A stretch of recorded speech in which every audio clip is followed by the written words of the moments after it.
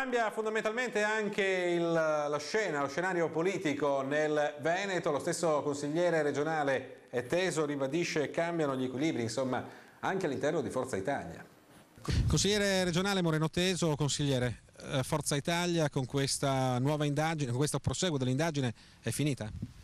È finita questa Forza Italia, è finita Forza Italia che si metteva d'accordo col PD per spartirsi gli appalti, come abbiamo visto, è finita Forza Italia dell'inciuccio, dell'affarismo, è finita Forza Italia di tutti quei sciocchi che io ricordo benissimo, andavano a mangiare e a bere, andavano su Facebook, no? I piccoli ras del paese, e non si chiedevano chi pagava perché non gli interessava niente, l'importante è che qualcuno pagasse. Adesso ci accorgiamo di queste cose. È chiaro che bisogna ricostruire un progetto politico, un partito politico su valori diversi, ma che partano dal profondo, cioè la riflessione vera lo dovrebbero fare soprattutto tutte quelle persone che a più riprese andavano a riempire i ristoranti del Veneto orientale, a mangiare a sbaffo dei cittadini veneti, perché adesso ci accorgiamo che pagavano i cittadini veneti, non quei politici che li invitavano.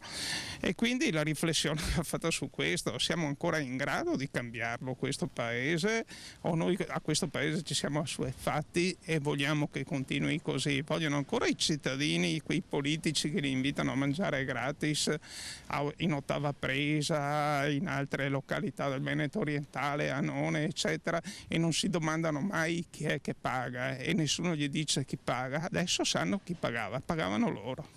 Quindi che cosa cambierà d'ora in poi invece?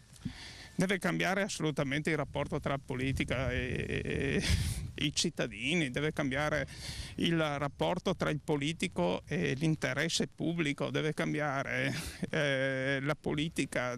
Noi dobbiamo cominciare a capire che non è importante uno che prende 26.000 voti e li prende in questa maniera, è importante chi fa della politica una missione, non chi fa della politica degli interessi particolari che servono solo a lui e a quei pochi che gli gironzolano attorno, no? E abbiamo visto chi sono, no? Questo dobbiamo rilanciare un partito che ha bisogno oggi di rincontrare la gente e di capire che il centrodestra parte da qualcosa di diverso. La giunta Galan è una parentesi che è durata 15 anni, troppi, nel Veneto.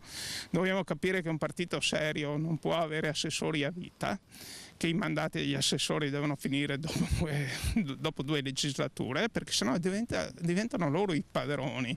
No, dobbiamo capire che i dirigenti regionali non devono essere scelti per affidabilità a questo o quel partito, ma per competenze, perché ricordo che dentro l'inchiesta ci sono un fracco di dirigenti regionali che hanno tenuto il sacco.